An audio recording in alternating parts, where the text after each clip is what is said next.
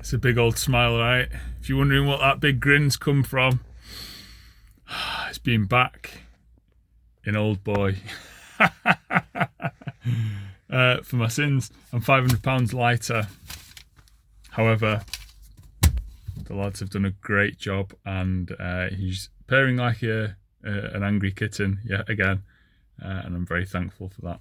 So now the fun stuff can start. And he got through an MOT. It wasn't all pretty, and there is a list of advisories, but such is the life with a 23-year-old Land Rover, and there's more to do. But I'm excited to do it.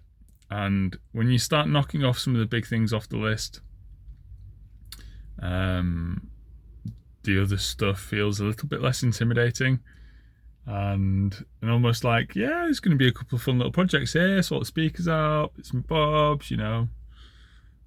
I've already done most of the strip down, just need to remove the rear sort of platform stroke bed bit in the back, and fridge slider and stuff like that, but we're getting there. And I'm excited for that, and I'm also excited for a couple of other things, like removing the 50mm lift. I'm going to put a 30mm lift on instead. We're going to swap the suspension, probably with OEM, but something that's not 23 years old, and start going through the checklist. And it's going to be a slightly longer checklist than I'd like, but I'm going to intersperse every challenging project or job with a fun job, and I'm curious as to what people watching this would do with the 23-year-old Freelander that's been through the ringer, is battered, it's done every single green lane, every single big named lane in England, strata, horseshoe,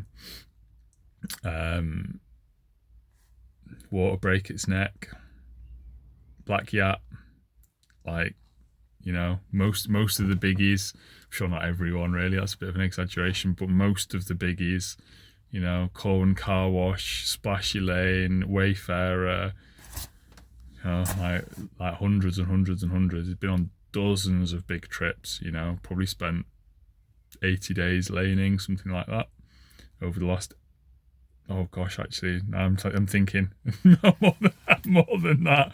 Just quickly did the maths. I was like, that's only 10 days a year that I've had him. God, a few hundred days probably. So he's been through the ringer, but I'm very excited to have him back, if you can't tell. So I suppose this is like part one in a new series of fixing him. I'm looking at the camera. Don't look at yourself, look at the camera. There we go. So there you go. A few bits of food for thought. What would you do? Would you scrap him? Would you go, man, corroded subframe on the MOT? Like, bin him.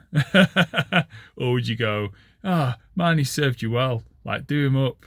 And if you were going to do him up, like, what would be first on your list? I know what's first on mine. I've just shared, you know, suspension, a couple of things like that, minor disposable bits, track rod end stuff, you know, the usual. What would you do? Let me know, and I'll see you on part 2.